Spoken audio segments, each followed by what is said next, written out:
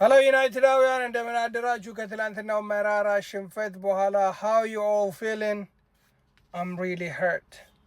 እናንተም በዚህ በመራራ ሽንፈት እንዳዘናችሁ ምንም ጥርጥር የለውም። ነገር ግን እኔ ከሽንፈቱ በባሰ በጣም ያናደደኝ ነገር ተጫዋቾቹም ሆነ ማይክል ካሪክ ሳይሆን የፖል ስኮልስ ከጨዋታ በኋላ የሰጠው ኮሜንት ወይንም ደግሞ ኢንስታግራም ላይ የፖስተው ነገር ነው። ፖል ስኮልስን በፖስቱ ይህንን ብሏል። ማይክል has definitely got something special about him cause United have been crap for the last 4 games night ብሎ የቶናሊን ስም አድርጎ የሃርት ኢሞጂ ተጠቅሟል። ፖይንት አለው።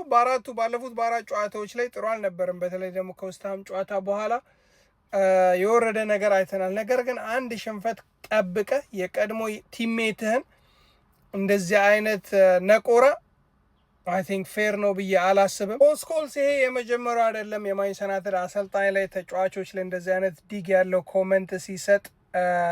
ይህ አይ ቲንክ ከሁለት በላይ ያለፈ ነው። ከዚህ በፊት ሩበን አሞሪም እንዲሁም ደግሞ ማርቲኔዝ ላይ እንደዚህ አላስፈላጊ ነገሮችን ሲናገር ሰምተነዋል። ነገር ግን የካሪክ ትንሽ ፐርሰናል ይመስላል። የካሪክን ማንቸስተር ዩናይትድ የሚዘምሩለትን መዝሙር የማታውቁ ከሆነ ይህን ይመስል ነበረ።